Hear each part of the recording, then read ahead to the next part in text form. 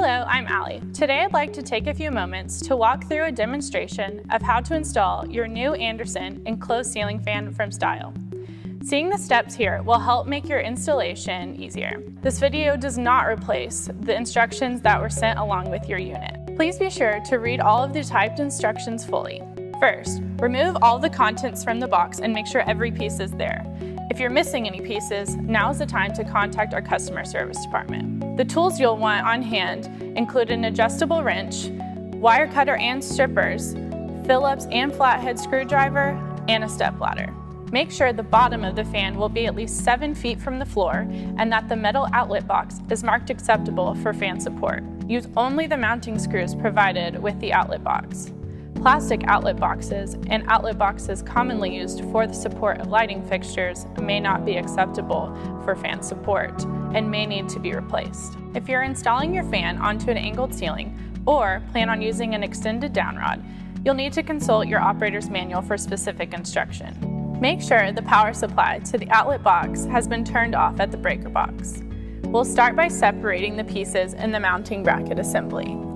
The mounting bracket assembly, canopy, and the canopy screw covering are assembled together for shipping purposes. If you haven't already done so, please separate these pieces now. Twist the canopy screw covering counterclockwise to release. Loosen the 2 screws over the slots in the canopy. Remove the 2 screws securing the canopy to the mounting bracket assembly. Then twist the canopy counterclockwise to release from the other 2 screws. Using the screws provided with the outlet box, attach the ceiling mounting bracket assembly to the electrical box, passing the 120-volt electrical supply wires through the hole in the center of the mounting bracket assembly. Remove the pivot ball, retainer pin, and grounding wire from the downrod.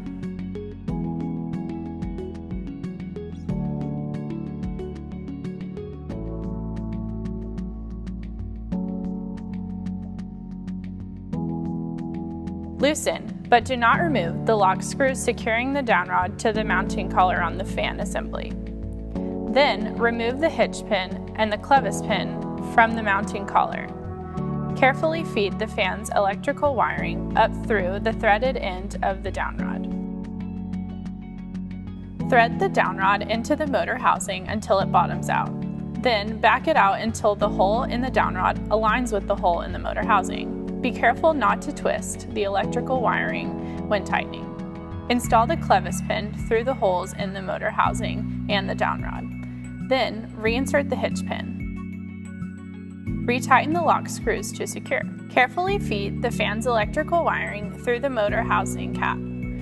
Install the cap and then slide on the arm support.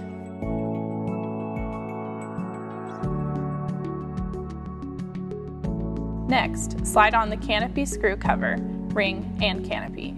Then install the covering with notched openings facing up and canopy on the downrod. Carefully feed the fan's electrical wiring through the pivot ball, then reinstall the pivot ball on the downrod with the flat side facing the ceiling. Next, you'll reinstall the ground wire pointing up with star washer against the downrod.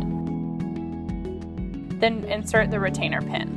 Lift the pivot ball back to the top of the downrod until the retainer pin is secured and tighten the screw.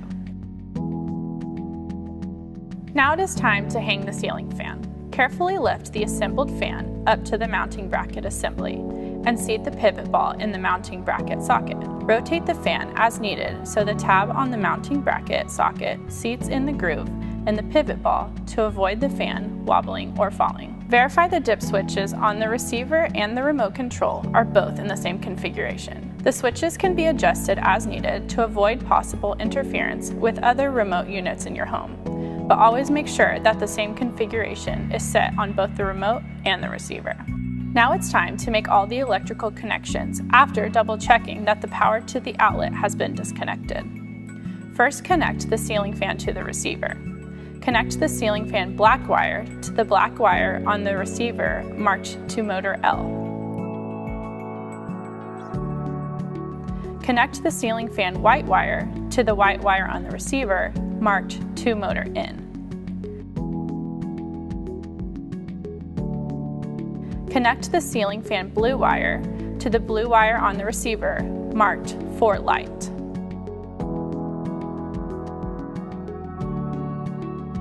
Reinforce with electrical tape as needed to make sure no bare wire is visible at the wire nuts. Next, connect the receiver to the 120-volt electrical supply wires. If your outlet box has a ground wire, green or bare copper, connect it to the ground wire on the ceiling fan's pivot ball.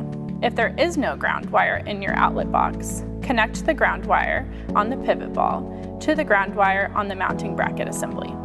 Connect the white neutral supply wire to the white wire on the receiver marked AC in. Connect the black hot supply wire to the black wire on the receiver marked AC in L.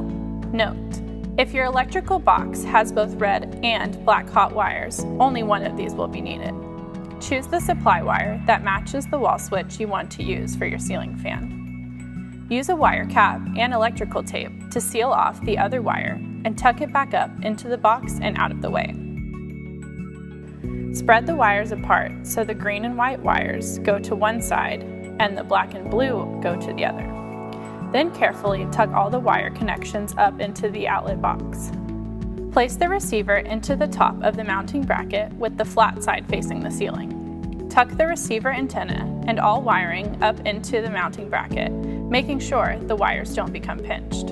Slide the canopy up into place and rotate clockwise to lock to the mounting bracket assembly. Reinstall the 2 screws removed previously and tighten securely. Then, lift the screw cover ring up over the screws and twist counterclockwise to secure in place.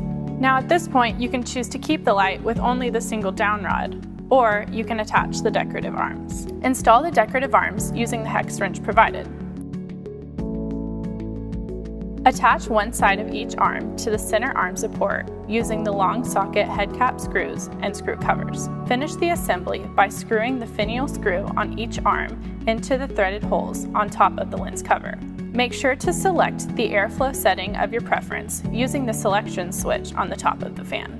Now you can restore power to the room and your new Stile fan is ready to be used. Your fan also includes a remote for easy operation anywhere in the room. Using the remote, you can select the speed of the fan. You can also control the brightness of the light by pressing and holding the light button. For more information on operation, maintenance, troubleshooting, and warranty on your unit, please reference the back of the installation guide.